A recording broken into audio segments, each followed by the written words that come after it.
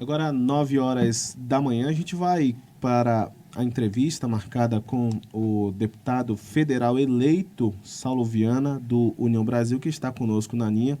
A quem a gente agradece por ter atendido a nossa equipe. Bom dia, deputado. Bom dia, Rosiane. Bom dia a todos os ouvintes da Rádio Band News FM. Rosiane Carvalho, que assina essa coluna, faça as honras aí para os questionamentos ao deputado federal. Olha, como sempre, como é da nossa relação com o nosso ouvinte, a gente tem de destacar qual é a dinâmica que está acontecendo essa semana. A gente trouxe várias entrevistas, uma de um aliado do ex-presidente Lula, no dia seguinte de um aliado do presidente Bolsonaro. Ontem nós trouxemos Sidney Leite, aliado de Eduardo Braga, que concorre ao governo do Amazonas, e hoje nós trazemos Saulo Viana, deputado estadual, mas foi eleito deputado federal pela União Brasil e é aliado do governador Wilson Lima, né, para ouvi-los a respeito da disputa eleitoral deste ano e o que eles pensam a esse respeito.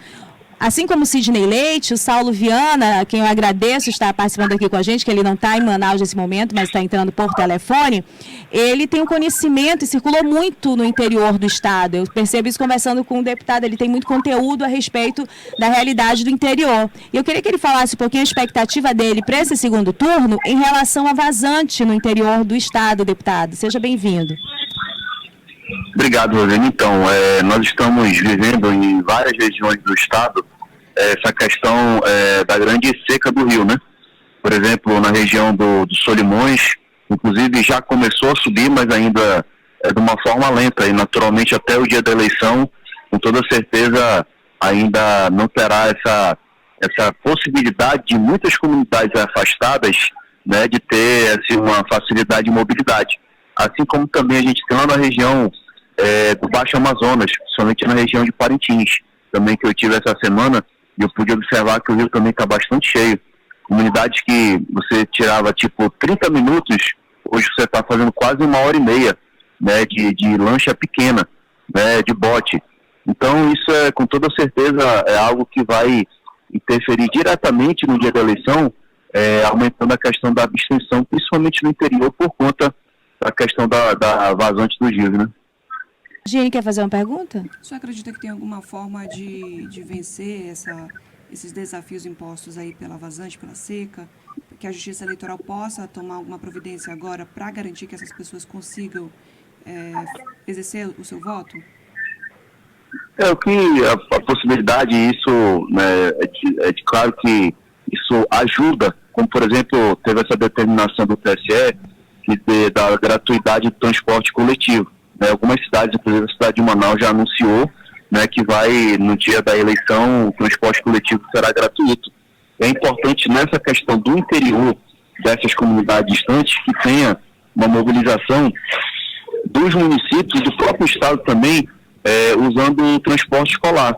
Toda essa região existe a questão do transporte escolar e seria importante ter aí o oferecimento desse serviço para que pudesse possibilitar as pessoas de irem votar e assim a gente não ter aí uma grande abstenção, né? Porque isso depende também de uma busca do TRE, como sempre foi, inclusive aqui em Manaus, buscava a prefeitura para que oferecesse, a partir de um convênio, com conversa com as empresas, a gratuidade do transporte. Isso é interessante também, Diene, e eu queria ouvir o deputado Saulo a esse respeito, porque se o voto é obrigatório, eu ouvi até a Mônica Bergamo falando algo a esse respeito. Se o voto é obrigatório, a gente tem que dar condições dessa pessoa, né, do cidadão, exercer essa obrigatoriedade. Então, imagina, se levava 15 minutos e agora está levando 1 hora, isso significa um gasto de combustível nessas lanchas que as pessoas às vezes não têm esse recurso, né, deputado? Exatamente, e essa questão, Rosiane, da abstenção, eu vejo particularmente como preocupante, porque você imagina, 1/3 da população, por exemplo, não ir votar, não escolher o seu representante, isso é muito ruim para a nossa democracia, né? Então, todos esses mecanismos que puder ser usado, tanto pelo governo federal, o governo estadual, os municípios também, que pode ajudar muito nisso, é importante para esse momento tão relevante do nosso Brasil, que é da escolha dos nossos representantes, principalmente a nível federal. Agora, tem um dado que eu ouvi, inclusive, num podcast da Folha de São Paulo, não vou lembrar agora o analista, ele faz essa análise dos dados de abstenção, histórico de abstenção do país, e aí ele coloca o enquadramento que o nível de abstenção é muito maior nas pessoas com menor escolaridade, com menor poder aquisitivo, as pessoas que têm mais recurso financeiro, mais acesso ao ensino, elas costumam comparecer mais. E também a gente percebe uma capacidade de mobilização do público do presidente Bolsonaro muito grande em relação a essa questão da votação. Bom, esse analista diz que no plano nacional Lula corre um risco maior, tem um prejuízo maior na possibilidade de aumento da abstenção no segundo turno. E Bolsonaro, se tiver uma abstenção de até 24%, 26%, a análise dele é que o Bolsonaro tem uma chance maior de reeleição. O senhor tem algum tipo de opinião desse conhecimento que o senhor já dos rincões do Amazonas? Quem tem o maior prejuízo aqui? O Eduardo Braga, o Wilson Lima? A campanha do Wilson Lima, de certa maneira, se preocupa com esse dado sobre a abstenção? Primeiro, a nível, vamos falar, da República, eu acho que é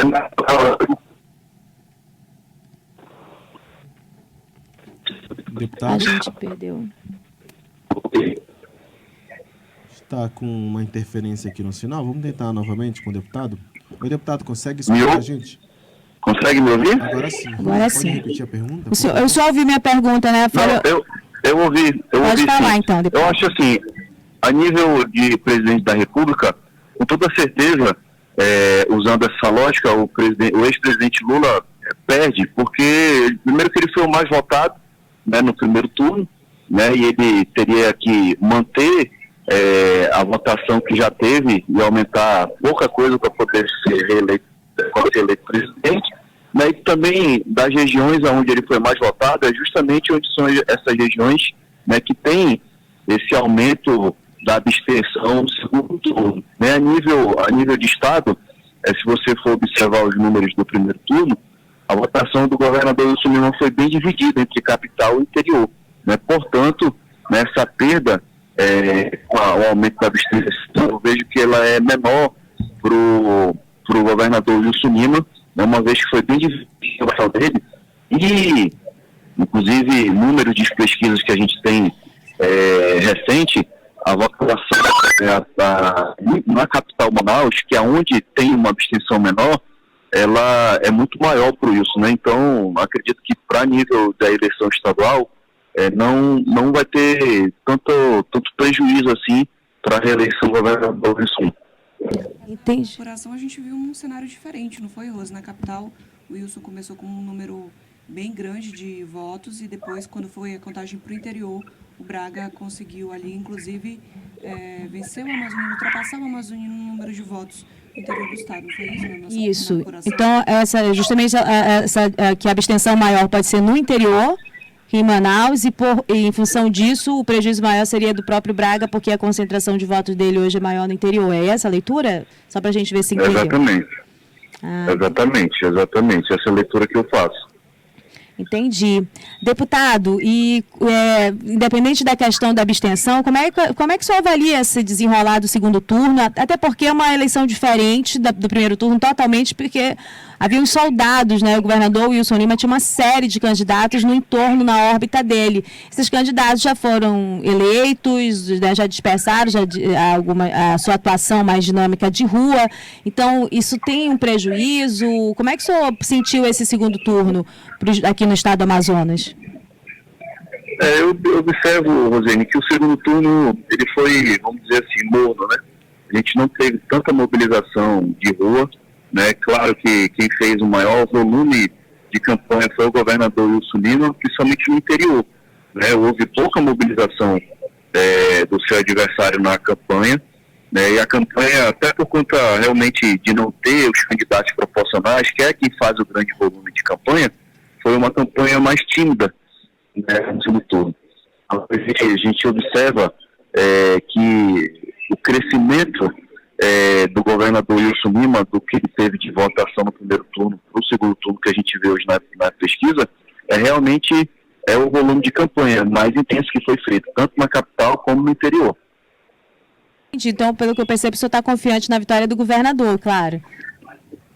Com toda certeza. Todo o trabalho que foi feito, e aí assim, Rosane, não é apenas o trabalho da campanha em si, principalmente o trabalho que foi feito ao longo, né, dos quatro anos. A gente vê, eu tive a oportunidade por várias vezes, tanto no primeiro como no segundo turno, de estar, por exemplo, no interior com o governador Wilson Lima. A gente vê da população assim, muito carinho e também muita gratidão, né, pelas ações do governo que puderam chegar até o interior. E na cidade de Manaus, que é algo que é interessante, né? Na cidade de Manaus, onde o governador Wilson Lima tinha a maior rejeição, hoje o quadro é totalmente diferente, né? Hoje você vê também a manifestação das pessoas em todas as agendas que tem na capital, na cidade de Manaus, é muito forte para o governador Wilson Lima, e isso por conta de todo o trabalho, né, que foi feito, e hoje ele colhe os frutos. Eu tenho certeza absoluta de que no domingo o governador Wilson Lima será reeleito. Inclusive, dados oficiais de pesquisa, do levantamento que já foi feito, ele alcançará um percentual muito maior do que ele teve no segundo turno da eleição de 2018. Na eleição de 2018. Pode falar, Oi? Pode concluir o seu raciocínio. No segundo turno, na eleição de 2018, o governador Wilson Lima se elegeu com 58%, né, dos votos válidos. E, muito provavelmente, né, nessa eleição, ele vai aumentar esse percentual, aí tendo uma votação muito maior do que foi em 2018. A gente até adiantou esse assunto na coluna por meio das nossas informações de bastidores da nossa apuração, que o governador fazia uma estratégia, a equipe dele, de ultrapassar e legitimar ainda mais a reeleição dele com uma votação superior à votação que já foi histórica na eleição em 2018, como citou aí, mais de 1 milhão de votos. Agora, eu também queria, é importante para a gente ouvir qual é a sua percepção como político, no sentido do eleitorado, mas do próprio Saulo Viana, em relação à disputa nacional. A disputa nacional em relação a Lula e ao presidente Bolsonaro. Hoje, acho que a maior expectativa é se Manaus vai dar a vitória para o Lula ou para o Bolsonaro, né, como aconteceu para o Bolsonaro no 2018 e agora no primeiro turno também. Como é que o senhor percebe esse eleitorado? E me diga um pouquinho da sua sensação em relação às propostas que eles dois apresentaram para o estado do Amazonas. A nível de Amazonas, Rosine, a gente pode observar que é muito dividido, né?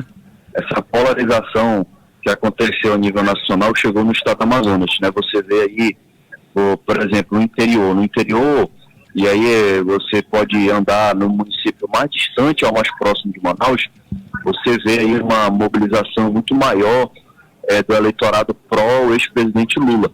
Já na capital, Manaus, já é bastante diferente. Lá em Manaus a gente já vê uma mobilização muito maior, né, um eleitorado muito mais forte do atual presidente do Bolsonaro. Então isso vai dividir. Eu acredito muito que, inclusive, a eleição, o resultado da eleição aí no estado do Amazonas, quem ganhar, 2 candidatos que ganharem, vai ser uma diferença muito pequena, né, justamente por conta dessa divisão que tem. E aí é natural que tem essa divisão por conta do que o ex-presidente Lula fez pelo estado do Amazonas e também os benefícios que chegaram até o interior, né? E hoje eu pelo menos observo esse eleitorado do presidente Bolsonaro na cidade de Manaus muito por conta da questão dos evangélicos, né, que tem um número muito grande na cidade de Manaus e que hoje tem um poder de mobilização. A classe empresarial, vamos dizer assim, essa classe média, ela acaba que influencia também. Então isso eu acredito que a gente vai ter um número bem dividido aí na cidade, no estado do Amazonas. Agora, falando de nível Brasil, hoje a gente vê aí no resultado das pesquisas, a gente não tem muita certeza, né, do cenário. Né, tem pesquisas aí que dão uma diferença de 6 pontos, outras pesquisas já dão uma diferença muito menor, um empate técnico, como também tem outras que dão, inclusive, uma diferença favorável ao presidente Bolsonaro.